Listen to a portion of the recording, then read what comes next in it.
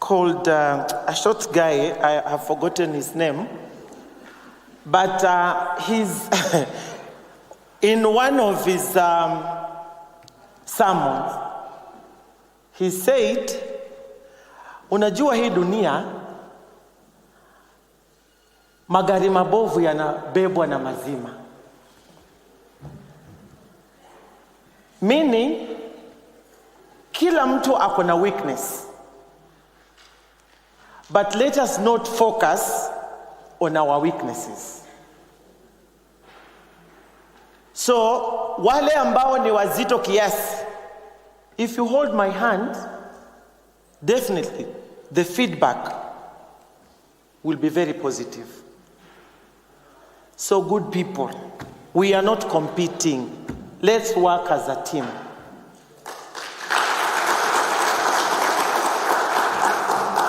And you need also to read from us. I work with my PSs like a brother and sister. I always consult. They always consult. And I think there have been problems in other ministries.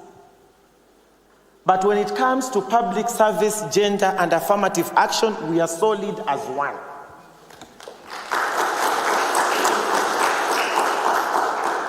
So, whatever we have done here,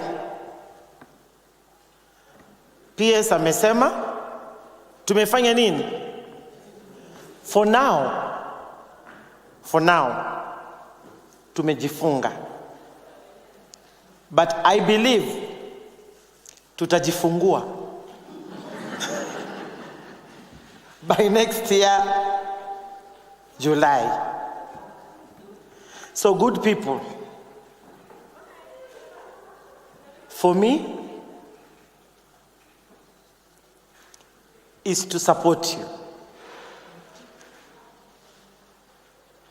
You will do the work.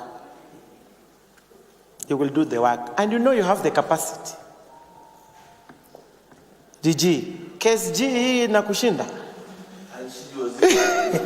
Yeah, kabisa.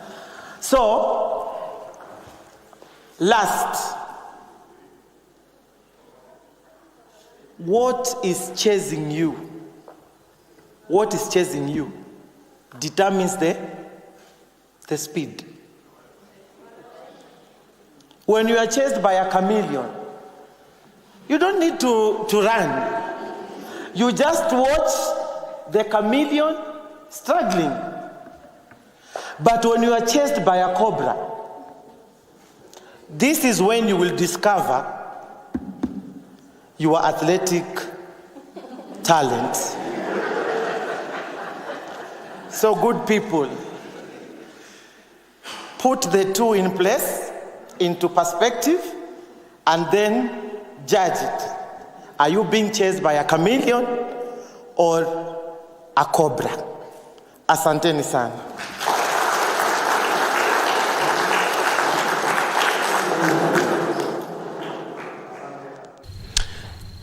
Yes, and that's the Public Service Cabinet Secretary Aisha Juma speaking at the Kenya School of Government during the performance contracting by the Principal Secretary and the Minister, as well as the SAGAs, that's the semi-autonomous government agencies under the Minister. And of course, one of the key in her address, she called on the public servants to work in consultation, not to work as independent people, but as a team, so as to deliver the government agenda to the population. But welcome back. This is Sports Check, Bernard Okumu, and of course on our first interview I'm speaking to Ambrose Kisoi, who is in the studio. Ambrose Kisoi, karibu sana. Asante sana. Yes, and today it's all about, Kenya's marking 10 years since of course the constitution coming in 2010, and then the effectiveness of the devolution, which just slightly 3 years later were rolled in after the elections. But now, like this year, or rather this August, the country will be taking stock of the milestones that have been reached or achieved since then, right? And on this front, we are focusing on sports. Yes. What an interesting topic that we'll be having, you know, and having hosted you before in KBC's other radio stations, as well as on other platforms. We've spoken how Makueni County did perform at one of those devolved sports that came into effect, right? That was at Kirubia in Tharaka Nithi earlier this year during the Kenya Inter-County Youth Sports Association Games. But let's talk about the overall plan of the Makueni County Sports Program, Mr. Kisoi. Thank you very much, Okumu. I'm delighted to be here as we also heading to celebrate the gains of devolution in Uasin Gishu County.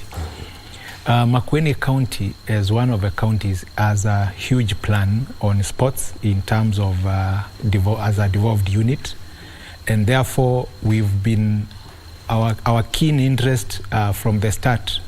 The first thing, the agenda that we put in place, was the change of mindset to the people and the youth specifically.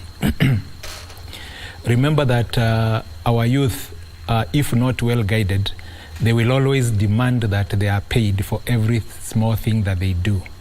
Even when they want to kick the ball, as long as the government is mentioned around, then they would wish to be paid.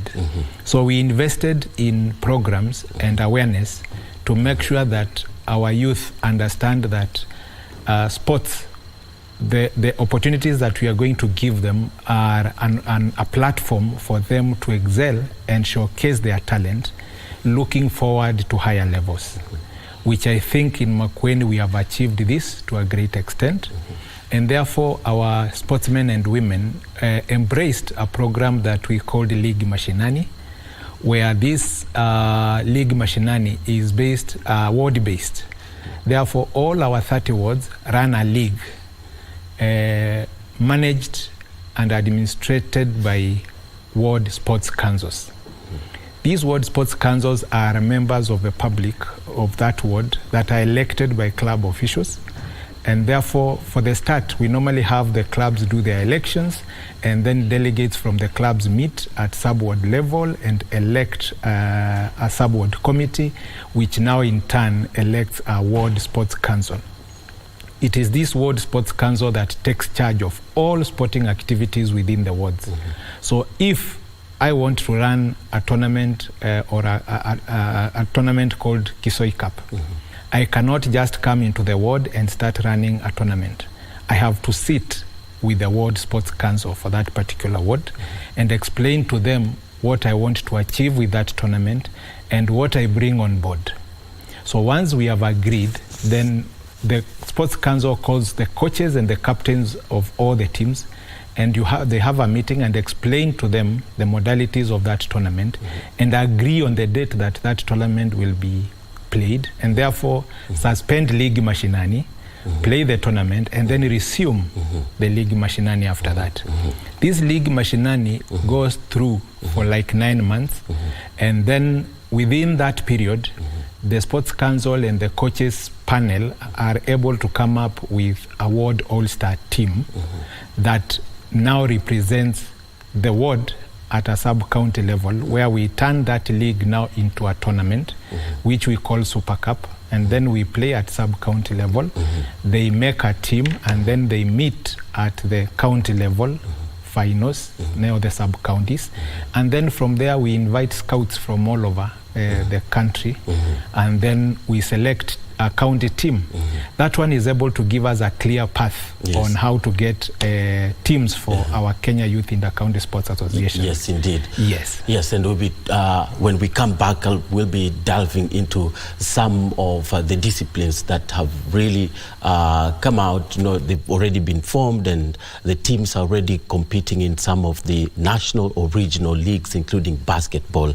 That's Mr. Ambrose Kiso, the sports director for Makueni, is gracing Sports Check today, but also remember we're giving you an update on what's happening out there in the world of the current affairs. And let's listen in on the signing of MOU between the Ministry of Interior and the National Administration and the United Nations Development Program, that's UNDP, and of course the PS Immigration and Citizen Services Julius Bitok and other dignitaries are gracing the function. Let's listen in.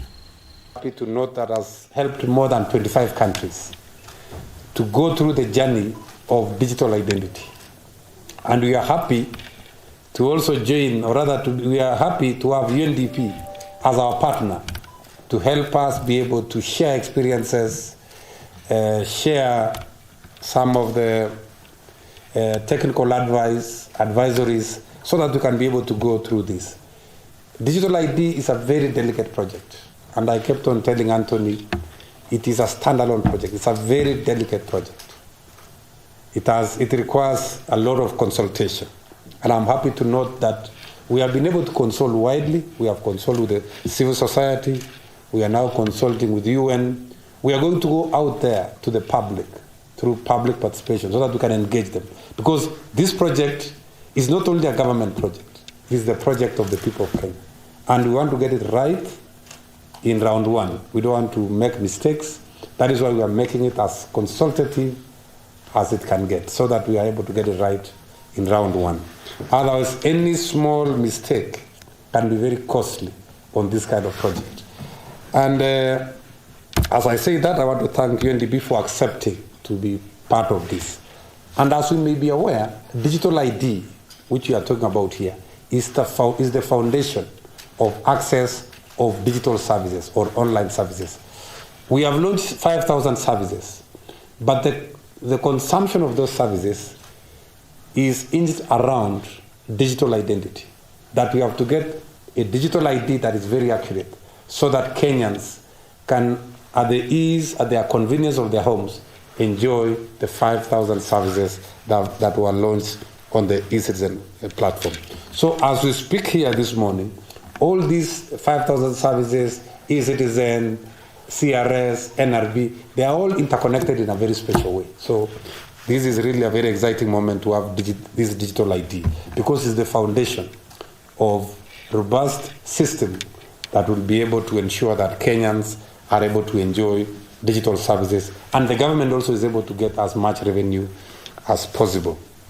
So we are really committed, and we want to thank UNDP and the UN fraternity for coming over and accepting to partner with us on this very important project. We are looking at 2nd of October as the day when we can be able to launch this project. So we have really a very short time. We have close to 1.5 months to work together. But the launch really is the beginning, because we believe that we are going to roll out this to the entire population of Kenya. So we are saying 2nd of October is the day when we are able to roll this. We're also looking at ensuring that on this UPI doesn't sound very good. We are going to create a good name, a very sweet name for this UPI that is going to sell out, that's going to be acceptable to Kenyans. And we have a few proposals. And just to hint, we are thinking about Maisha number. I don't know how it sounds, because it's a lifetime number that will be for everything. When you are born, you have it. When you turn 18, it becomes your ID number. When you want to go to work, it becomes your PF number. When you want to pay taxes, it becomes your KRA PIN. It becomes your number for every transaction. It becomes just like the national security number in the US. And that will also be the number when you die and leave this world. That is the number we remember you with. Or rather, we put it in your death certificate that this guy with this number was born on this day and died on this day. So it will be very interesting time going forward. So mine here is to make a commitment that the government is really focused on ensuring that this project succeeds, and that this commitment was demonstrated even at the ID for Africa conference, which was very, very successful, and that we are looking at having some activities, and I've requested the UNDP to help us. On the 16th of September, you know the UN Identity Day is 16th of September. That is 16.9.